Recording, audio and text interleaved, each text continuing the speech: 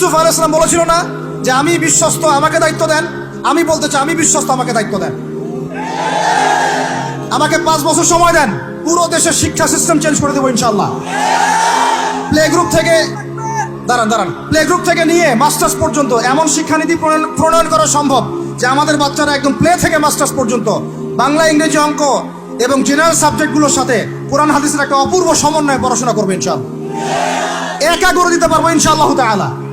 আমাকে এরকম 100 জন শিক্ষাবিদ দেন, 100 জন আলেম ওলামা দেন, একটা প্যানেল করে দেন, পুরো দেশের শিক্ষা চেঞ্জ করে দেওয়া যাবে ইনশাআল্লাহ। যাদেরকে রেখেছেন এদের মাথায় গোবর আছে, যাদেরকে রেখেছেন এদের মাথায় টাটকা গোবর আছে। বইপত্রগুলোর অবস্থা দেখেছেন? বইপত্রগুলো ঘাটাঘাটি করেছেন?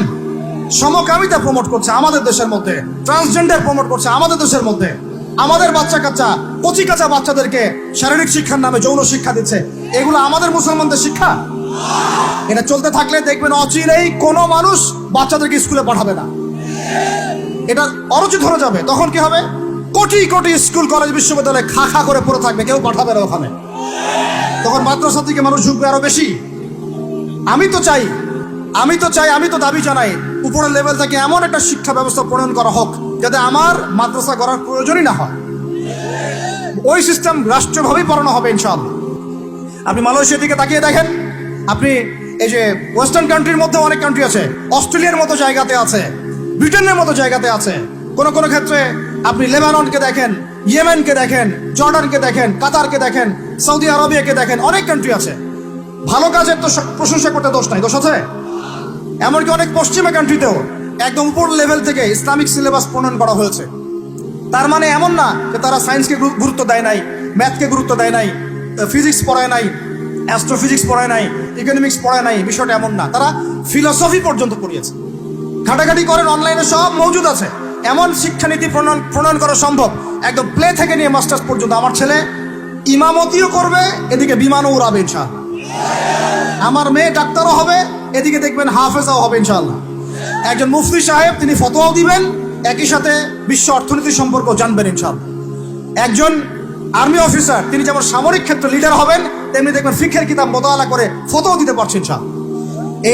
এই যুগটা এটা কোনো মানে স্বপ্নের যুগ নয়, এই যুগটা ছিল এক সময়। বেশি দিন দূরে যেতে হবে না, আপনি 200-300-400 বছর পিছনে যান, দেখবেন মুসলমানরা এমন সোনালী যুগ পার করে আসছে।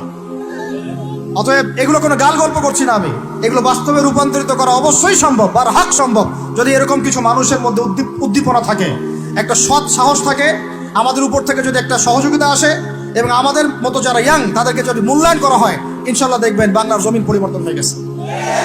এই পরিবর্তন হলে দেশের জন্য কোনো খারাপের কিছু নাই, রাষ্ট্র পিছিয়ে যাবে না, রাষ্ট্র আরো এগিয়ে যাবে ইনশাআল্লাহ তাআলা। আরো ব্যাপার আছে, আপনি মালয়েশিয়ার একটা ক্লাস 10-এর বাচ্চা দিকে তাকান।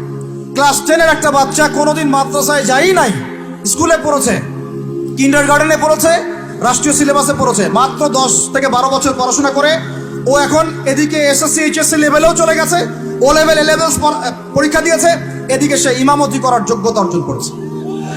এখন আমাকে বলেন ওই রাষ্ট্রটা কি পিছিয়ে গেছে?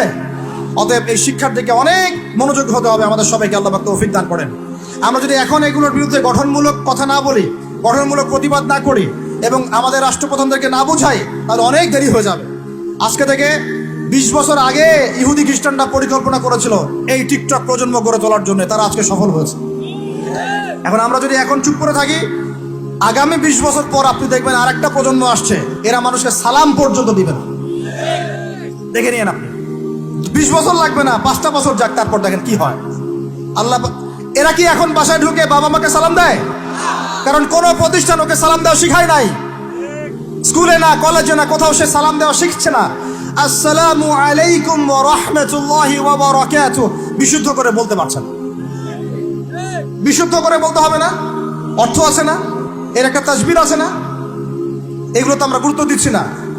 এমন প্রজন্ম গড়ে উঠেছে অলরেডি যারা এখন পিতা মাতাকে সালাম দেয় না, পিতার সাথে ঝগড়া করে, মায়ের সাথে, মায়ের গায়ে হাত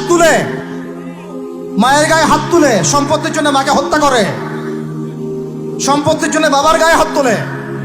ওদিক থেকে মাস্টার ডিগ্রি পাস করে আসে ব্রিটেন থেকে, অক্সফোর্ড থেকে, কেমব্রিজ থেকে আইসা এদিকে প্রফেসর হয়েছে বিভিন্ন বিশ্ববিদ্যালয়ের, বাবা পড়ে আছে বৃদ্ধাশ্রমে। কতগুলো এক্সাম্পল নেবেন। এগুলো আমি কি গাল গল্প করছি? আমি কোনো গাল গল্প করতে এখানে আসি নাই, এগুলো বাস্তবতা। যদি বাহিরের চোখ দিয়ে আপনি দেখেন মনে হবে অর্থনীতি অনেক ভালো, ভিতরের চোখ দিয়ে দেখেন অর্থনীতি সুদ দিয়ে ভর্তি হয়ে গেছে। এখন আমরা এই জায়গায় আছি, এই জায়গায় বসে বসে আপনি মনে করছেন যে আপনি মাশাআল্লাহ খুব পাক্কা মুসল্লি, হালাল খাচ্ছেন, নামাজ পড়তেছেন, তাহাজ্জুদ গোজার, জান্নাত কিনে নিয়েছেন মাশাআল্লাহ। অথচ আপনার অর্থনীতি সুদভিত্তিক, এবং এই সুদভিত্তিক অর্থনীতির আন্ডারে থেকে কোনো বেসরকারি ব্যাংক পর্যন্ত 100% সুদমুক্ত সিস্টেম দিতে পারবে না। ফুল স্টপ, খালাস। আর এর উপরে আবার আছে ঘুষ, তার উপরে আবার আছে দুর্নীতি, তার উপরে আপনারা আবার মাপে কম দিচ্ছেন, তার উপর আবার পণ্য মজুত করছেন, মার্কেটে ইচ্ছাকৃতভাবে প্রাইস বাড়ায় দিচ্ছেন, এই কাজগুলো করছেন। আমি শিক্ষিত একটা সমাজ পেয়েছি বলে কথাগুলো এভাবে মাহফিলে বললাম। এগুলো মাহফিলে কিন্তু আলোচনা হয় না। এগুলো কি মাহফিলে আলোচনা হয়? আমরা বিশ্বাস করি গাজীপুরের শহরের মানুষ, সব ঢাকার মানুষ, আপনারা সব বুঝেন, ইন্টেলেকচুয়াল অডিয়েন্স আছে নাকি। এই কথাগুলো খোলামেলা বলার কারণেই ওদের দ্বারা পালিত কিছু তথাকথিত শায়েখ আমার উপর খুব ক্ষিপ্ত। এর আকীদা ঠিক না, এর মানহাজ ঠিক না, লেকচার শোনা যাবে না, ইত্যাদি ইত্যাদি। ঠিক আছে, আমারটা শোনার দরকার নাই, তোমাকে শুনতে কে বলছে? তোমার শোনার ইচ্ছা করে না, তুমি শুনিও না। যাদের শোনার ইচ্ছা তারা শুনবে ইনশাল্লাহ। আর তোমার মতো কিছু মুনাফিক না শুনলে আমার কিছু যায়ও আসে না ইনশাল্লাহ। মুমিনরা যারা, তারা শুনবে, বুঝবে, ইনশাল্লাহ ওরাই প্রজন্ম করবে ইনশাল্লাহ। আর আমাদের ভুল হতে পারে, ভুল হলে সেটা ওলামায়ে কেরাম সংশোধন করবেন। ওলামায়ে কেরাম যদি আমাদেরকে বলেন এটা ভুল হয়েছে, অবশ্যই মাথা পেতে নেব ইনশাল্লাহ। আমরা আলেম ওলামার বাইরে নয়, ওলামায়ে মুহাক্কিকের বাইরে নয়। তাহলে আপনাকে কি আমি ভিতরে চোখ দিয়ে পুরো বিশ্বের রাজনীতি বোঝাতে পেরেছি? পুরো বিশ্বের অর্থনীতি বোঝাতে পেরেছি? পুরো বিশ্বের শিক্ষাটাও বুঝেন? এবার আপনার কাছে মনে হচ্ছে পুরো বিশ্বের শিক্ষা খুব উন্নত, বাহ্যিকভাবে বস্তুবাদী ক্ষেত্রে উন্নত, মঙ্গলে যাচ্ছি, চাঁদে যাচ্ছি, স্যাটেলাইট পাঠাচ্ছি ইত্যাদি, তো এগুলো বস্তুবাদী উন্নতি। আদতে কি হচ্ছে দেখেন, নীতি নাই, শিক্ষা অর্জন করার পর নৈতিকতা নাই, চরিত্র নাই, সালাম কালাম নাই, ধর্মভীরুতা নাই, আমানতদারিতা নাই। একজন ডক্টর, সে মাশাআল্লাহ ডক্টর হয়েছে, হওয়ার পরে এখন সে দেখছি কসাই হয়ে গেল। তাহলে কোন শিক্ষাটার ঘাটতি হলো? নীতির, নৈতিকতার, ইসলামের ওই বুঝটা নাই, পরকালীন কনসেপ্ট নাই। একজন ইঞ্জিনিয়ার মাশাআল্লাহ, আপনি theta, sine theta, cos theta সব তো বুঝেন মাশাআল্লাহ। আপনি একজন আর্কিমিডিস থেকে শুরু করে পিথাগোরাস সব পড়ে ফেললেন, কিন্তু ইঞ্জিনিয়ার হয়েও তো আপনি চোর হলেন। তাহলে কোন শিক্ষার অভাব হলো বলেন? একটা মেয়েকে আপনি দেখছেন মাশাআল্লাহ এগিয়ে যাচ্ছে, বাপরে বাপ, ফেমিনিস্ট রেভলিউশন। আদতে ওর গায়ে এখন একটা গেঞ্জি, ওর গায়ে পায়ে একটা জিন্সের প্যান্ট, বাহিরের চলাফেরা দেখে তার অঙ্গ প্রত্যঙ্গ সব স্পষ্ট দেখা যাচ্ছে, সে স্পষ্ট বেপরদায় চলছে। একটা ছেলেকে আপনি দেখছেন বাহির থেকে পড়ে আসলো, এসে এখানে ট্রান্সজেন্ডার হয়ে গেল, লিঙ্গ পরিবর্তন করতেছে। ছেলে পেলেকে দেখছেন এখানে ডিগ্রি অর্জন করেছে, কিন্তু মাদক ছাড়তে পারছে না, মেয়েদের সাথে জেনা ছাড়তে পারছে না, সমকামিতা ছাড়তে পারছে না। শিক্ষার সংজ্ঞাটাই বা আসলে কি তাও?